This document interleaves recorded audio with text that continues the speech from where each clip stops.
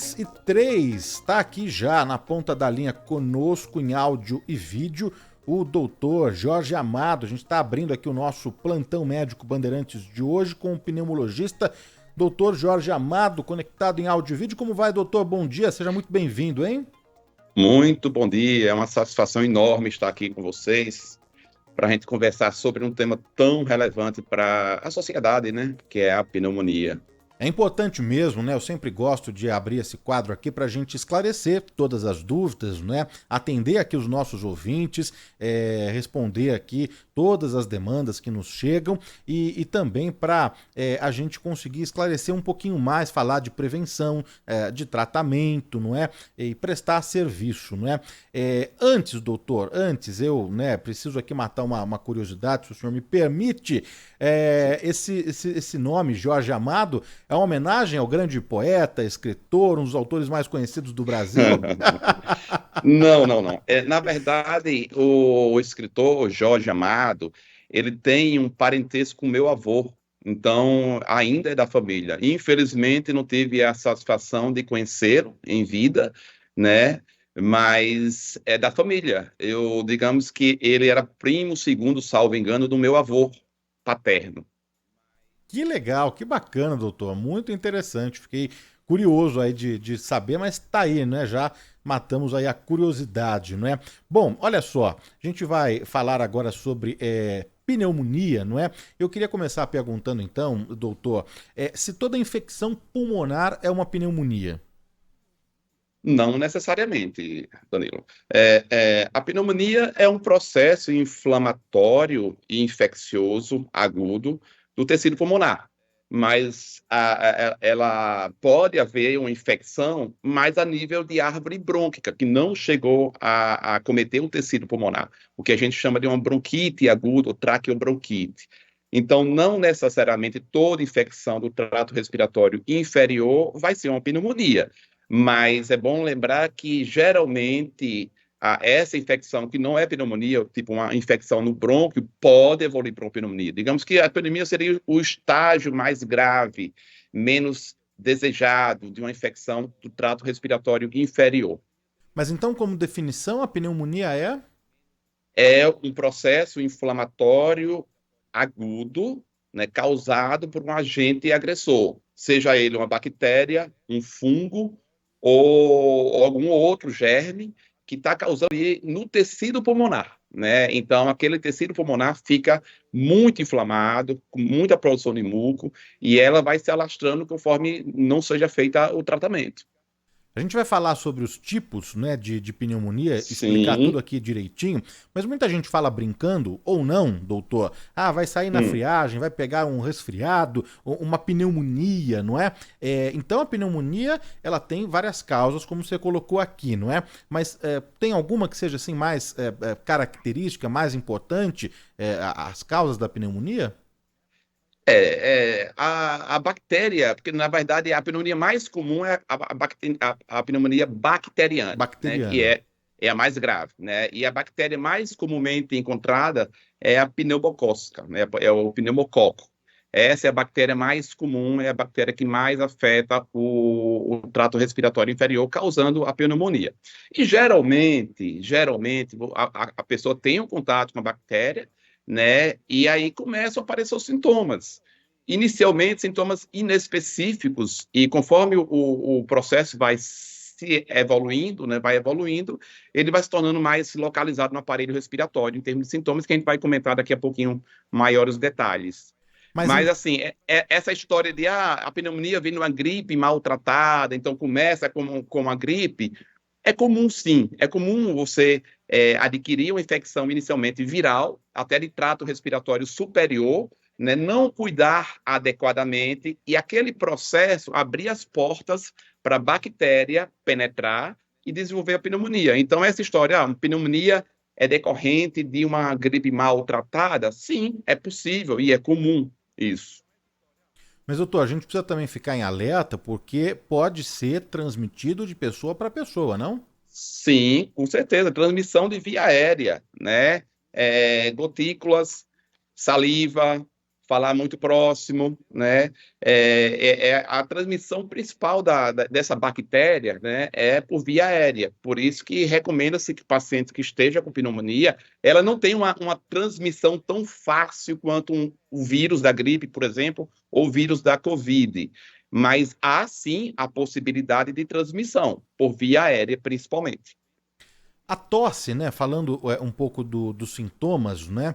E antes da gente explicar os tipos aí de pneumonia, a tosse é também um sintoma forte ali, né? Mas ele pode ser confundido com outras doenças, né? Com outros quadros aí, não é? Isso, além da tosse, precisam haver outros sintomas para definir e fechar o diagnóstico de pneumonia, doutor? Então, Danilo, a tosse é um sintoma presente em diversas patologias do aparelho respiratório e também de outros sintomas, de outros, por exemplo, refluxo gastroesofágico pode causar tosse. Então, a tosse em si é um sinal de alerta para você investigar diversas possibilidades de causa, mas a pneumonia é uma das causas de tosse, né? Então, a pessoa começa a ter tosse mais persistente, aparecimento de febre, queda do estado geral, dor torácica. Lembrando que, em algumas situações, esses sintomas, né, típicos podem não aparecer. A pneumonia ela pode vir meio escondida, né, principalmente nos extremos de idade, né, os idosos e as crianças pequenas. Mas a tosse é um sintoma muito comum, muito frequente, principalmente aquele paciente que está com a tosse persistente e que aparece febre, queda do estado geral, redução do apetite. Esses sintomas clínicos gerais chamam a atenção, não apenas a tosse. Ô, doutor, então, a mais comum é a bacteriana ou é a viral? A bacteriana. A bacteriana, não é? É a pneumonia mais preocupante, porque demanda tratamento com antibiótico, né? E quanto mais tiver um diagnóstico precoce, mais rápido a gente vai ter uma melhor resolutividade do caso, entendeu? Da situação. Mas a viral também pode complicar, né? A, Tem uma evolução a, rápida que pode levar a a, complicações mais severas, não? sim. A viral pode complicar, principalmente abrindo as portas para a bactéria, né? Porque geralmente o paciente, quando ele pega uma infecção por vírus, o vírus geralmente tem uma evolução autolimitada, né? Então ele fica ali mais ou menos uns 5, 7 dias e o processo vai embora. O problema é que numa infecção por vírus, o processo inflamatório intenso do trato respiratório diminui a imunidade local do aparelho. Então, permite que bactérias que estão ali, que comumente você tem contato, mas seu sistema imunológico bloqueia, naquela situação de um quadro viral, ele não bloqueia. Então, a pneumonia viral, ela é preocupante porque ela abre a porta para a evolução para a bacteriana. Doutor, mas uma curiosidade que eu tenho, a gente já explicou aqui, né, a bacteriana e a viral também, né, mas uma curiosidade que eu tenho é porque no hospital o paciente pode desenvolver de forma mais fácil um quadro de pneumonia, não é? O paciente interna e algumas horas depois, 48 horas depois, ele desenvolve um quadro desse. Acho que tem até, por definição, a pneumonia hospitalar, não tem não? Isso. Temos dois tipos principais de pneumonia. Pneumonia adquirida na comunidade, que é a pneumonia que você está fora do ambiente hospitalar, que é a maior parte dos casos, e a pneumonia hospitalar, é aquela que você adquire após 48 horas da internação. Então, o paciente interna, por algum outro motivo, está ali 2 dias após, ele começa a ter sintomas respiratórios. E quando a gente vai fazer a investigação, dá o diagnóstico de pneumonia. Essa pneumonia é hospitalar e é um pouco mais preocupante, né? Porque foi adquirida num ambiente hospitalar, um ambiente onde as bactérias são mais selecionadas. Então, geralmente, tende a ser uma pneumonia mais agressiva. Tanto porque o perfil bacteriano é mais selecionado, em termos de exigir antibiótico mais forte, e também porque aquele paciente que está internado, ele está internado por algum outro motivo.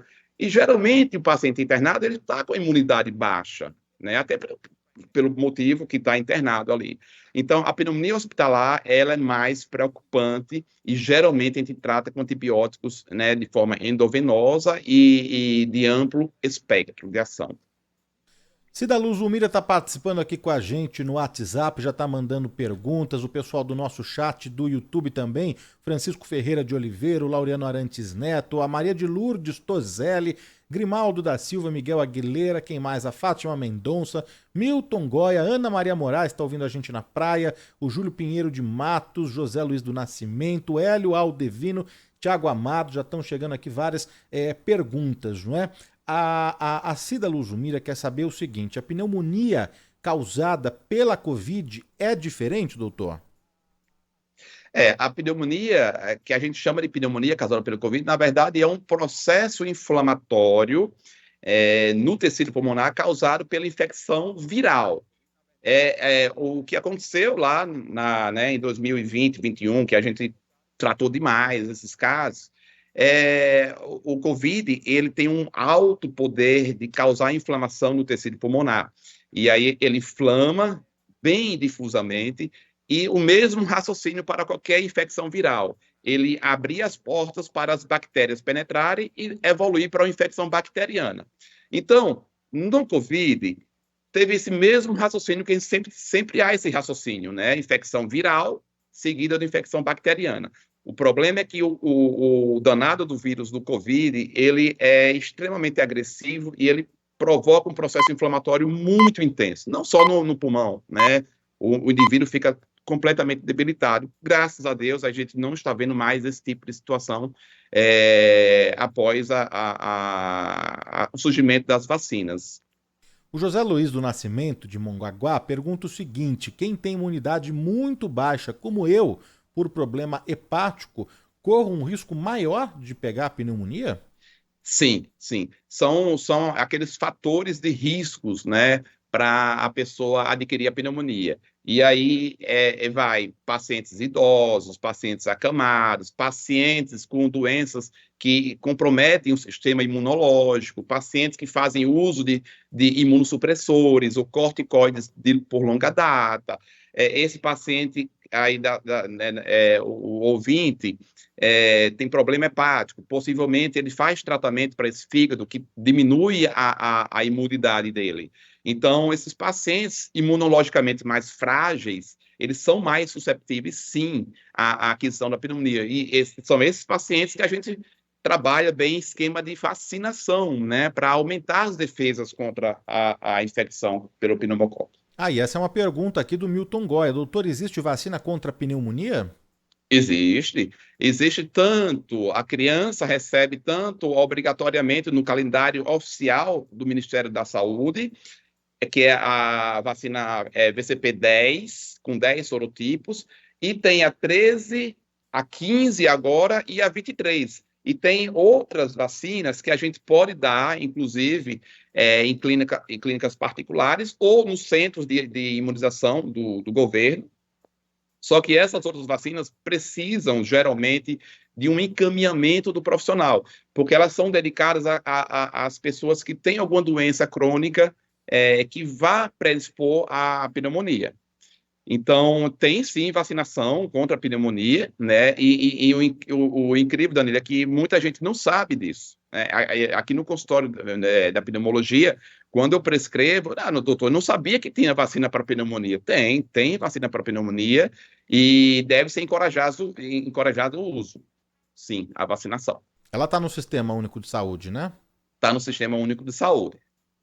A gente vai atender mais ouvintes aqui, não é? Mas falando também, doutor, sobre a prevenção, né? Porque é claro que a viral, a gente pode, através da máscara, se proteger, não é? E isso na pandemia a gente viu muito, diminuindo esses casos, sim, né, de doenças sim. pulmonares, né? Mas além Sim. disso, desse cuidado no transporte público, em lugares aglomerados, você faz ali o uso da sua máscara. De que outra forma a gente pode prevenir aí a pneumonia, que, como você já explicou, não é só a viral, né, doutor? Não é só a viral. Bacteriana é que é a mais temida, na verdade, né? Veja, além dessas medidas que todos nós aprendemos com a pandemia, que são medidas importantíssimas para não só para a Covid, mas para qualquer doença transmissível pela via aérea, incluindo a pneumonia, eu diria que ter os pilares de uma vida saudável, isso é fundamental, né? Atividade física regular, alimentação saudável, não inflamatória, manutenção de um peso adequado, um sono restaurador, enfim, o beabá básico para você ter uma vida saudável, porque isso por si só já aumenta a sua imunidade. A gente tem que lembrar que para você não ter pneumonia, você tem que estar com a imunidade ali, normal. É claro que isso não é 100% de garantia, mas assim, você ter uma imunidade normal, bloqueando todo esse acesso dessas bactérias, é o principal. E para você ter uma imunidade normal, boa, tem que ter uma qualidade de vida adequada, né? Então, eu sempre puxo, bato essa tecla aqui no consultório, que o básico tem que ser feito.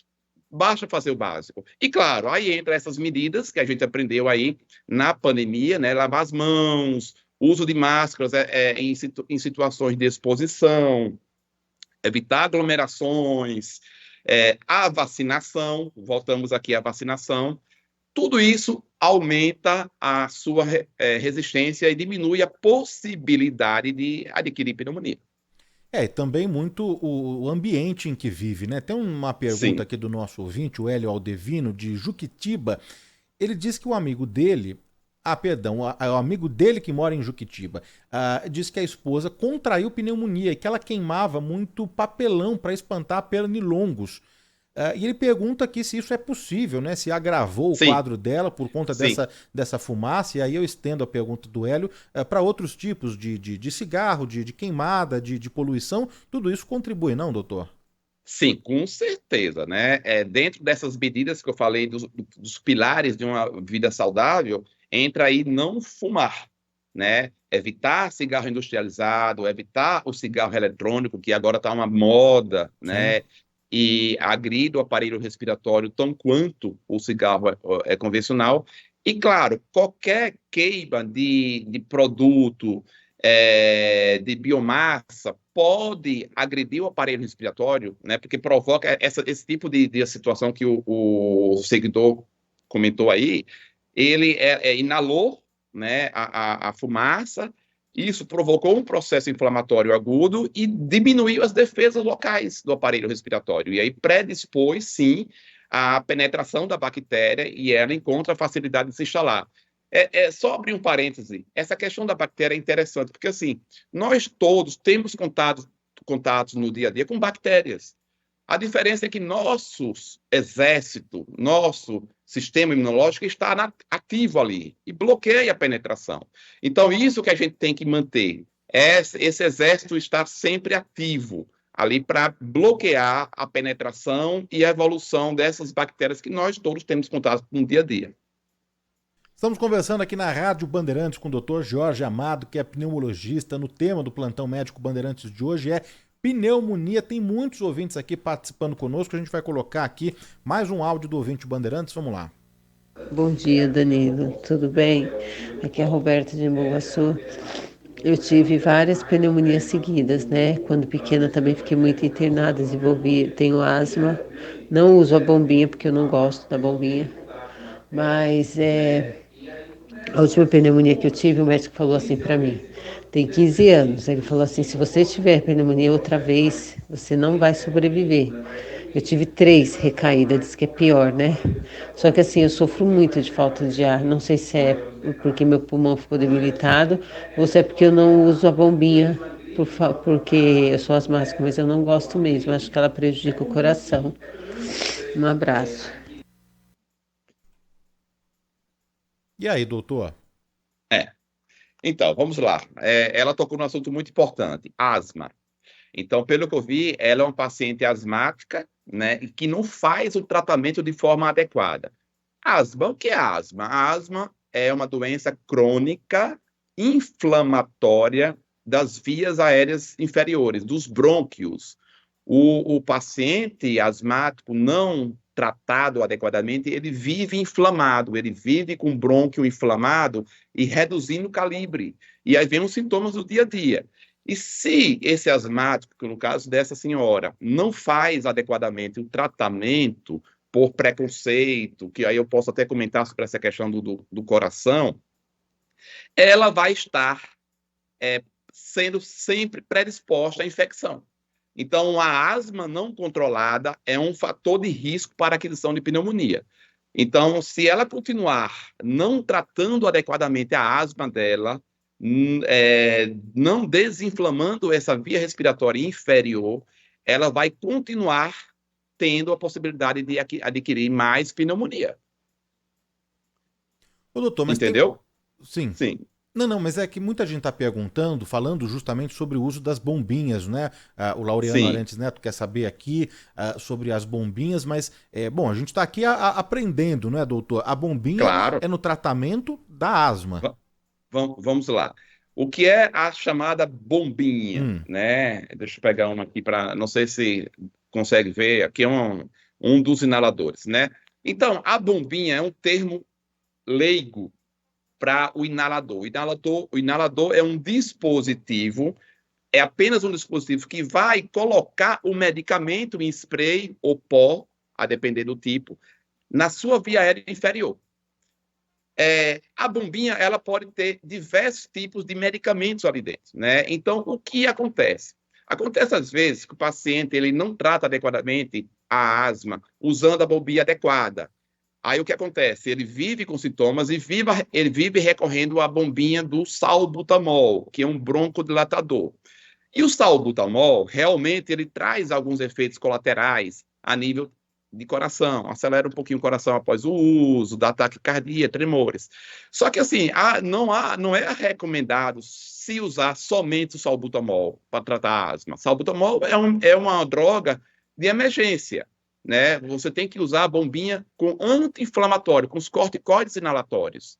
Então, essa é a diferença do tratamento correto para o tratamento incorreto da asma. Então, tratar a asma de forma adequada é você usar inalador, a bombinha, com corticoide inalatório para você deixar o brônquio desinflamado e a sua asma controlada. E não haver a necessidade do uso do broncodilatador, do salbutamol, que aí tem os efeitos colaterais.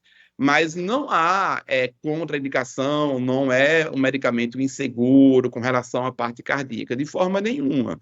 O que acontece muito é que o paciente ele não segue adequadamente o tratamento de manutenção. Lembrar, Danilo, que a asma, assim como o diabetes, como a hipertensão arterial, é uma doença crônica. No diabetes, ele toma remédio todo dia para manter o açúcar controlado. O hipertenso, ele usa medicamento todo dia para manter a pressão controlada. E por que o asmático não usar o seu medicamento diariamente para manter a doença controlada? Essa é a grande questão, entendeu? Asma é uma doença crônica, tem que tratar continuamente. Mas no caso da pneumonia é um outro tratamento que não esse, não, né? Eu estou falando da questão das bombinhas, né? E pegando o gancho, do primeiro caso, que ela falou que tem pneumonia de repetição. Por quê? Porque ela é uma paciente asmática que não faz o tratamento adequado. E aí o que acontece? Ela vive inflamada, vive com sintomas, e aí ela está predisposta a pegar pneumonia, sim. Como ela já teve 3, pode pegar a 4ª, a 5ª, e aí vai. Sim. A gente vai atender aqui mais ouvintes que estão participando, tem mensagens de áudio, tem mensagens de texto. O pessoal quer saber sobre a vacina, se a vacina da pneumonia deve ser tomada todos os anos e qual que é a vacina mais indicada para idosos e imunossuprimidos, doutor? Como eu falei, a gente faz geralmente, tem a vacina ABCP 10, 13, a 15 que saiu agora e a 23. Então, tem protocolos definidos de vacinação. Geralmente, num idoso, a gente faz a 13 ou a 15 agora, né? Essa 15 é a nova, e repete depois, aí faz o reforço com a 23 e a cada 5 anos faz uma dose de reforço.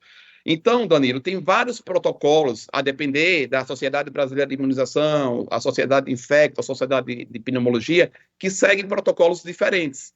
Mas, assim, o que eu quero deixar claro aqui para a população é que existe vacina contra a pneumonia e que você deve conversar com o seu médico assistente para ver se no seu caso tem indicação. A gente indica principalmente os pacientes que têm doenças crônicas respiratórias, principalmente, ou doenças que vão favorecer o aparecimento da pneumonia. E os idosos e as crianças pequenas. E a pneumo 23? A pneumo 23 é um reforço, porque assim, qual é a diferença da 10, da 15, da 13, da 15 e da 23? O número de sorotipos, né? Então, digamos que a 23 é uma vacina mais completa, ela tem mais sorotipos. Então, a gente segue, eu geralmente aqui prescrevo a 13, agora a 15, porque eu falo essa 15 porque a 15 saiu esse ano aqui no Brasil. Então, eu prescrevo a 13 ou 15 e depois eu faço um reforço com a 23 e aí depois a gente só repete a cada 5 anos. É mais ou menos assim o esquema. Denise Corrochano mandou mensagem para cá, o Guga de Ribeirão Pires. Quem mais aqui? Valquíria Santana da Vila Conde do Pinhal, Ipiranga, São Paulo. O Antônio Lino de Itaquera acompanhando mais uma vez aqui, atento ao seu programa. Clarice Nicolini de Valinhos. Quem mais? Tem mensagens aqui do Antônio Carlos Conde, 68 anos, ouvinte de Mauá. Danilo, bom dia. Por gentileza, peça para o doutor comentar sobre pneumotórax. Há muitos anos atrás tive esse problema, até hoje não ficou claro os motivos. O pneumotórax é uma situação que não tem muito a ver com pneumonia. Pneumotórax é a presença de ar na cavidade pleural. Então, deixa eu tentar explicar aqui sem... revestindo o nosso pulmão, a nossa esponja, existe uma fina membrana, que a gente chama de pleura. Aí, entre a pleura e o pulmão, há um espaço virtual, né? Ele está colado. Então, pneumotórax é quando o ar entra entre o pulmão e essa pleura. E aí o que acontece? O ar vai expandindo e o pulmão vai retraindo para dar espaço à presença de ar nesse espaço. Então, isso é chamado de pneumotórax. E tem inúmeras causas, inclusive pneumotórax idiopático, que aparece assim do nada. Mas, geralmente, pneumotórax acontece nos pacientes portadores de DPLC, que tem bolhas no pulmão, e quando essas bolhas elas rompem, elas liberam o ar nessa cavidade, nesse espaço pleural, e aí é uma emergência, é uma situação realmente grave que, às vezes, precisa ser drenado de forma emergencial, entendeu? Então, mas não tem nada a ver com pneumonia, isso aí. É uma outra situação clínica da minha especialidade. Porque acaba confundindo mesmo, né? Bronquiolite, pneumonia, bronquite, asma, né? E às vezes os sintomas, alguns deles, né, doutor, são parecidos. Sim. Às vezes a febre aparece, às vezes a tosse, uma falta de ar. O peito cheio, aquela sensação de peito cheio, aquele chiado, é característico da pneumonia ou não, doutor? Não necessariamente. O paciente asmático em crise, ele pode apresentar o chiado no peito, a sensação... Porque o asmático, o brônquio do asmático, ele vive produzindo muco, né? Então, esse brônquio inflamado, ele produz muco e na respiração você sente aquele muco transitando, né? Aquela secreção, aquele catarro transitando e chiando. Então, não é uma situação específica da pneumonia. Várias patologias respiratórias que envolvam ali inflamação, principalmente de árvore brônquica, promovem esse tipo de situação. Mais da participação do ouvinte Bandeirantes aqui sintonizado, participando pelo 11 99904 8756. Perguntas, mensagens de áudio aqui, vamos ouvir. Bom dia, Danilo. Bom dia, doutor. Eu sou o Guga de Ribeirão Pires. Uma dúvida, a pneumonia, você pega ela como? Através de muita friagem? Porque sempre nós falamos, doutor, para as crianças aí, põe o chinelo, não fica com o pezão descalço no chão aí, senão vai pegar uma pneumonia. É isso mesmo? Sim. Na verdade, essas mudanças bruscas de temperatura favorecem o desequilíbrio imunológico do sistema respiratório. Então, esses dizeres da vovó, cuidado com frieza, não fica com a camisa, não fica com o peito sem camisa, né? Veste a camisa. Isso sim, eu valorizo sim no consultório, porque eu vejo que são situações de mudanças de temperatura, exposição a muito frio, que favorecem sim o aparecimento do processo inflamatório respiratório. Aí daí para uma pneumonia é uma porta aberta, entendeu? Então, é assim, eu concordo com que deve tomar esses cuidados. Mais mensagens aqui do nosso ouvinte, vamos lá. Oi, lindo, bom dia. Tô na tua escuta. Vou caminhar um pouquinho na praia, que tá gostoso para caminhar. Mas vou na tua escuta, tá bom? Ana de Santos. Beijão. Ana Maria Moraes de Santos, ouvindo a gente no litoral, na Baixada, atenta aqui às dicas do Dr. Jorge Amado. O Ricardo Schinenberg, de Luzerna, Santa Catarina, está também aqui ligado, ouvindo a gente. O Gerson, de Bitinga, São Paulo. Ele quer saber, doutor, algo que a gente já discutiu muito ali no auge da pandemia, né? Mas muitas dúvidas ficaram ainda, não é? Por que depois de pegar a Covid, pessoas que não tinham nenhum problema de saúde agora estão com muitas sequelas, principalmente ali as pulmonares, hein? Isso a gente tem visto realmente. Ainda não temos tantas respostas assim, né, do ponto de vista científico, mas tem a síndrome Covid longa, né, que são uma série de manifestações inflamatórias sistêmicas, não só do aparelho respiratório, viu? Que o paciente permanece tendo, mesmo anos após ter tido aquela fase aguda do Covid. Como pneumologista, eu vou falar da parte respiratória. Eu vejo, sim, pacientes, por exemplo, que nunca teve asma, no pós-Covid ele desenvolveu um quadro de asma. O paciente que teve aquela fase aguda da infecção ali, com comprometimento pulmonar, evoluir para um quadro de fibrose pulmonar. Então, são situações que, infelizmente, acontecem, né? Não temos ainda tanta explicação científica, é algo tudo muito novo para a gente, mas a gente sabe que há um processo inflamatório crônico residual que acomete, inclusive, o aparelho respiratório desses pacientes. Claro que não são todos, né? Estou falando de algumas situações.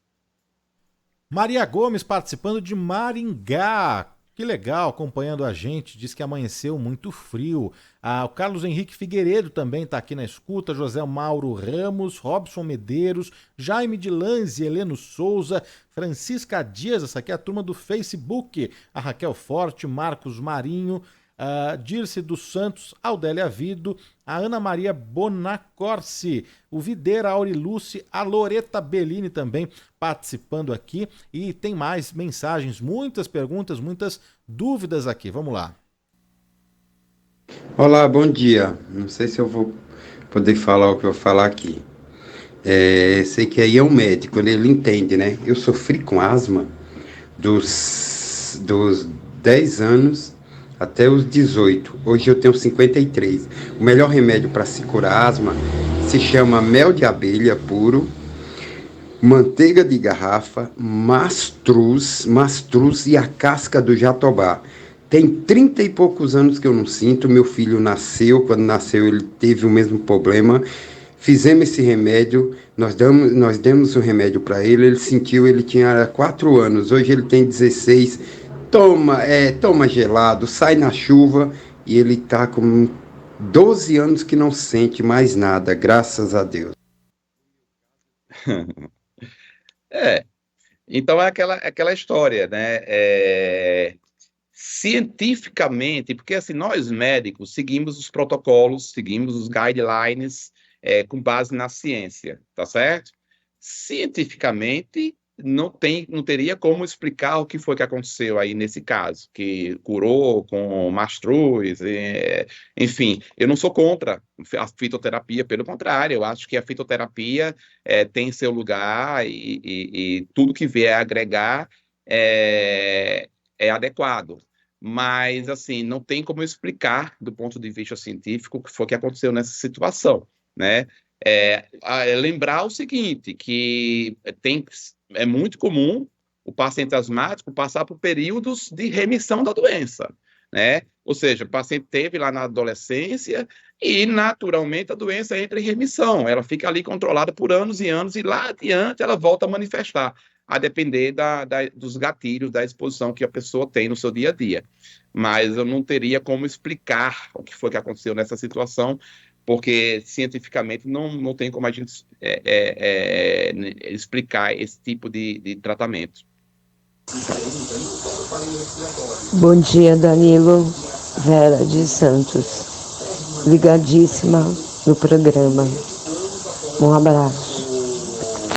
Ô Danilo, eu peguei aqui meio que no metade da conversa aqui, eu ouvi ele falando o negócio da asma, que tem que ter o tratamento adequado. Meu filho tem asma e tal, e a gente, o remédio que eles passou é a bombinha, sentiu crise e espirra a bombinha. Eu queria saber qual que seria o tratamento adequado de uso contínuo. Igual eu sou hipertenso, tomo remédio para pressão diário, né? Então, como ele falou, seria um tratamento adequado. Consegue me explicar, por favor? Fugindo um pouquinho aqui do tema, né, doutor, mas vamos ajudar aqui o Vamos nosso lá, ouvinte que está precisando de ajuda. A asma, na verdade, é muito forte, assim, é um tema extremamente importante. Consegue enxergar, Danilo? Não sei, é porque eu estou sem a tela aqui. Tá conseguindo ver esse brônquiozinho aqui? Vocês conseguem ver?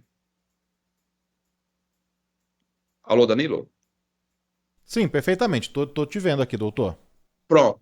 Então, assim, aqui é um corte de um brônquio normal, tá bom? Você vê que o brônquio normal, ele não tem nenhum processo inflamatório, o ar passa tranquilamente, tá, ok?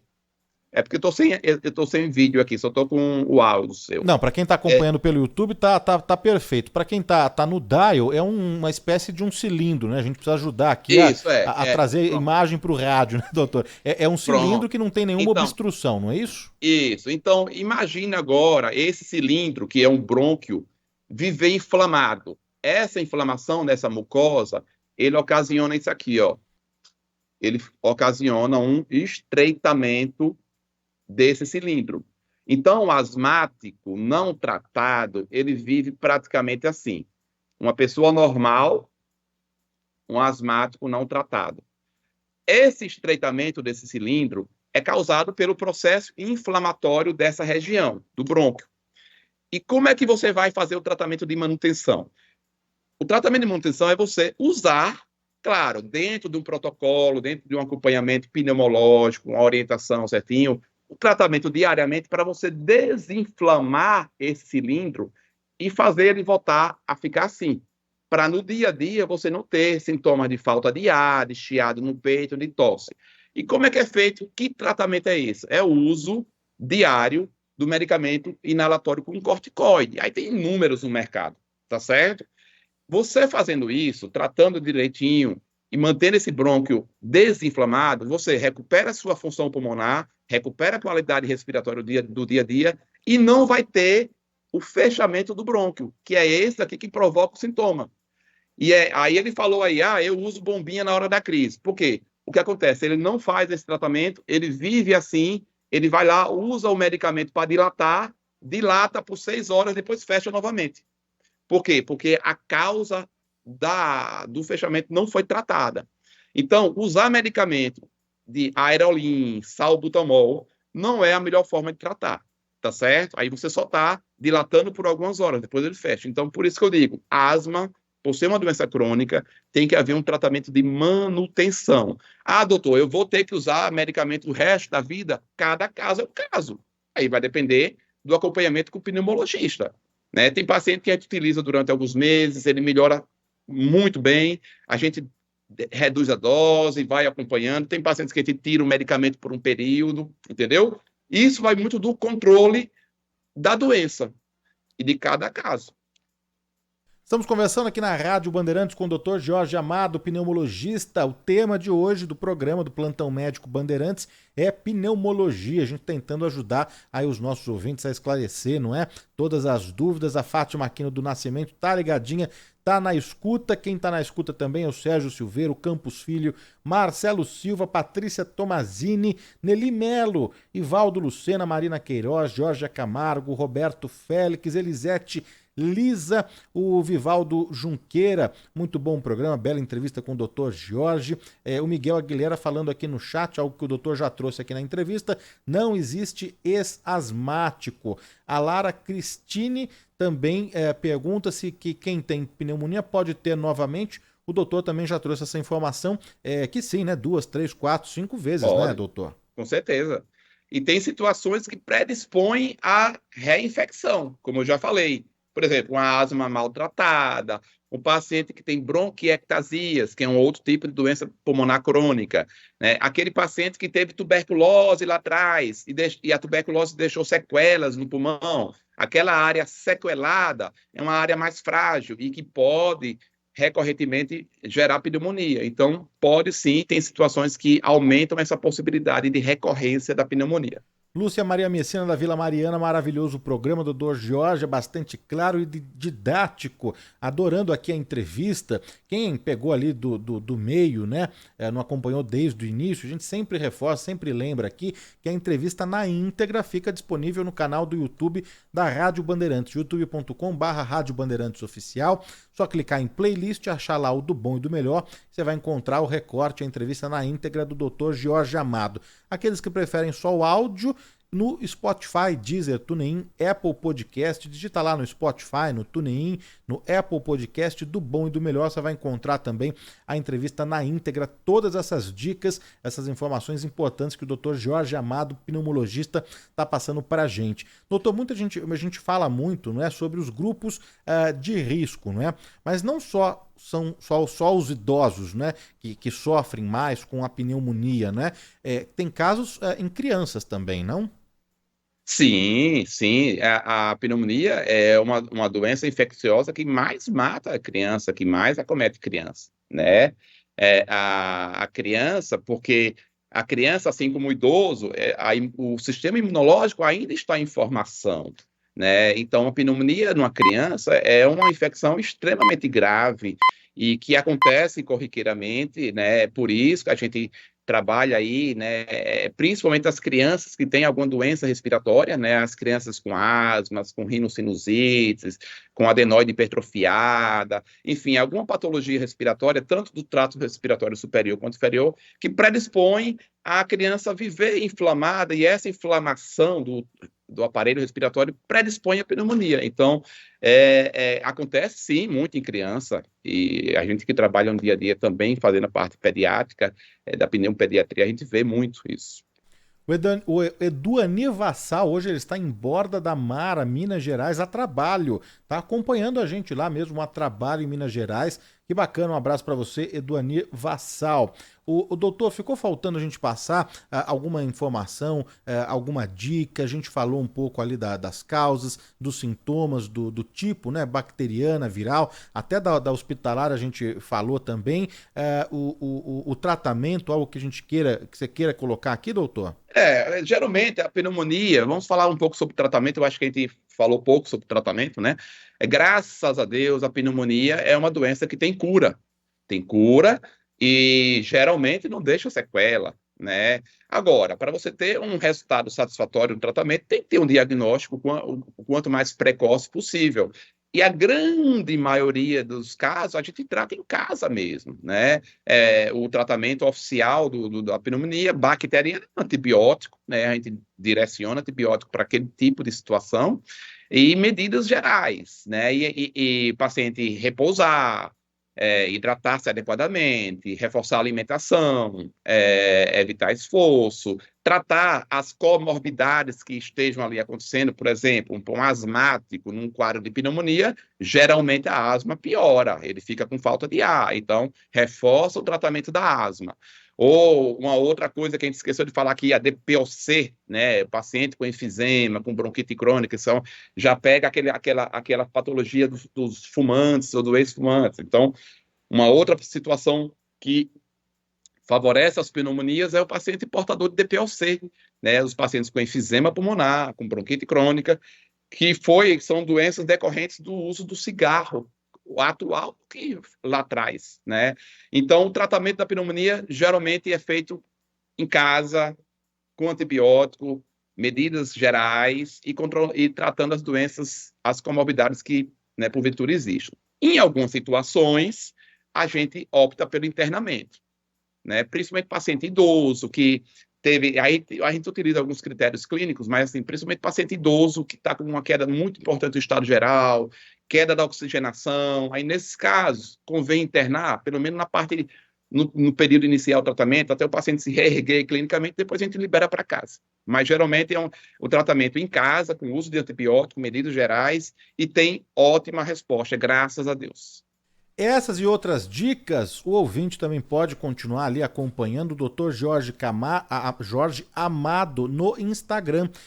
Dr. George Amado, @Dr. George Amado, pneumologista. Tá falando de Aracaju, né, doutor?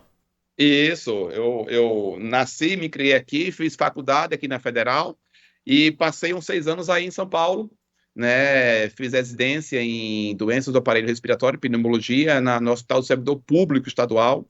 E aproveito aqui para fazer uma saudação. Foi o hospital onde eu fiz toda a minha formação técnica especializada em doenças do aparelho respiratório.